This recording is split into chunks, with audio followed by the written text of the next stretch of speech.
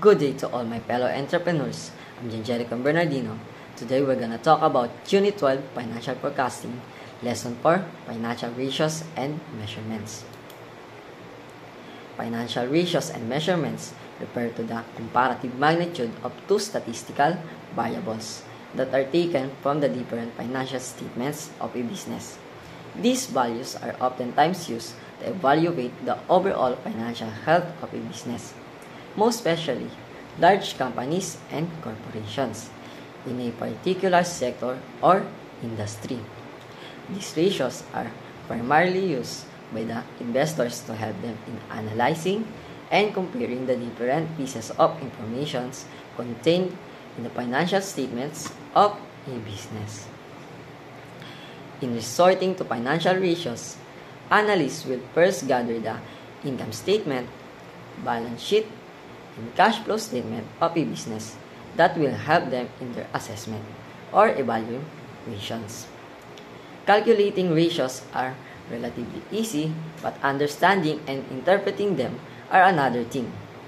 Analysis of these ratios will give out information as regard to the liquidity, profitability, growth, and asset management of a business. So, basically, financial ratios are calculations that compare different line items on a company's financial statement to reveal insight into its profitability, liquidity, solvency, and efficiencies. They are used by investors, creditors, and managers to assess a company's financial health and make informed decisions. In essence, financial ratio analysis serves two main purposes. What are those two main purposes? Okay, so first, keep track of the business performance. Second, make comparisons with competitors. So first, let's talk about keep track of the business performance. Being able to determine different financial ratios per period will help the business or the analyst in spotting trends, developments, and any growth in a business. For instance, a record that shows an increasing debt-to-asset ratio may signify that the business has incurred a lot of debts and may eventually become insolvent. So, tracking financial ratios over time helps spot trends and potential problems. For example, a rising debt-to-asset ratio could signal excessive borrowing, potentially leading to financial trouble. Number 2, make comparisons with competitors. Analysis of financial ratios is performed to determine if a business is performing better based on the industry average. For instance, analysts will depend on the result of the return on asset ratio to know if the business is using its asset efficiently or not. So, comparing a company's financial ratios to industry average help determine if it's performing better or worse than its competitors. For example, a low return on asset ratio might indicate inefficient asset utilization compared to industry standards. So now let's proceed to income payback period. In any business endeavor, if the entrepreneur wants to know how long it will take him to get back what he has invested in the business, he must calculate the income payback period. The income payback period, simply known as the payback period, is a financial ratio used to identify the time required to earn back the amount of investment in an asset from the business net cash flow. In simple terms, the income payback period is the period of time it will take to return the initial investment to the entrepreneur. This can be computed as follows. Income payback period is equal to total investment over annual net income after taxes. A shorter payback period is better, for it indicates that an investor's initial outlay is only at risk for a short period of time. Remember, financial ratio and measurements refer to the comparative magnitude of two statistical variables that are taken from the different financial statement of a business. So basically, the income payback period is the time it takes for a project's cumulative net income to equal its initial investments. It's a simple measure of investment return speed, but doesn't consider the time value of money or profitability. beyond the payback period. Remember, financial ratios and measurements are statistical measures of two variables derived from a business financial statement. Here is the example for income payback period. Juan de la Cruz Incorporation invested $500,000 for a new production line, and the production line produces a cash flow of $100,000 annually. Identify the payback period. Income payback period is equals to total investment over annual net income after taxes. So, it is equals to 500,000 divided by 100,000 per year is equals to 5 years. From the computation above, it can be concluded that it will take around 5 years for the business to recover its investment. It must be noted, however, that the income payback period should not be used as the only criterion for the approval of the capital investment. Other consideration must be taken into account when making a capital investment decision, such as whether lower cost units must be purchased than the more expensive ones. Tip: use the income payback period ratio to determine how long it will take to return the initial investment to the entrepreneur. Now move on ROS, or return on sales. Return on sales, more commonly known as operating profit margin, is a financial ratio and measurement that is used to calculate the efficiency of a business in generating profits from its revenue.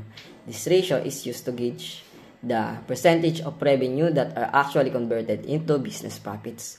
In substance, the entrepreneur uses this ratio to calculate how much profit the business is earning for each peso sold. Investors, creditors, and financial analysts are interested in using this efficiency ratio, for it shows the percentage of money that a business makes on its revenue during a certain period. Moreover, they can even make a comparative analysis of this business performance from one period to another, or compare two businesses for a particular period. The formula is as follows. Return on sales is equals to net profit after taxes over sales. Return on sale, or ROS, measures a company's profitability by dividing net profit by net sales. A higher ROS indicates a greater efficiency in generating profit from sales. The example of return on sales. Juan de la Cruz Incorporation is in the business of manufacturing leather bags.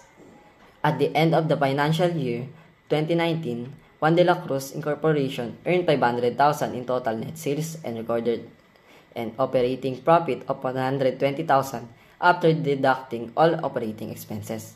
Return on sales is equal to net profit after taxes over sales. Return on sales is equals to 100,000 over 500,000 is equals to 0.24 or 24%.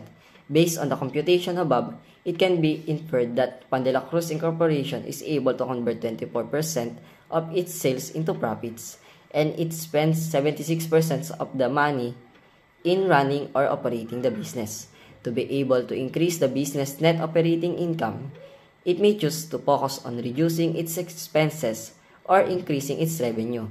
Remember, return on sales, more commonly known as the operating profit margin, is a financial ratio and measurement that is used to calculate the efficiency of a business in generating profits from its revenue. So next is return on assets, or return on investments. Return on assets, ROA, otherwise referred to as return on investments, or ROI, is a financial ratio used by a business to determine the percentage of profit that it earns in relation to its total resources. It is a profitability ratio that effectively measures or gauges the rate of return on the resources owned by the business. In other words, the return on assets ratio determines if a business can efficiently manage its asset in order to produce profits during a certain period. If the entrepreneur is eager to know the return on investment made, which in the form of assets, the following computation may be used. Return on assets is equals to the net profit after taxes over total assets or investment. Return on assets, or ROA, and return on investments, or ROI. Both measures how effectively a company uses its assets to generate profit.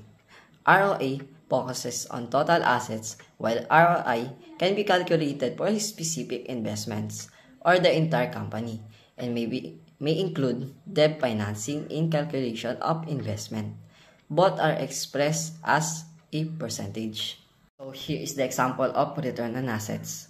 When De La Cruz Incorporation posts a net income of 2 million in its current operation and owns a 10 million worth of assets as stated in its balance sheet. What is its return on assets? Return on assets is equal to net profit after taxes over total assets or investments. Return on assets or return on investment is equal to 2 million over 10 million. Return on assets or return on investment is equals to 0.2 or 20%.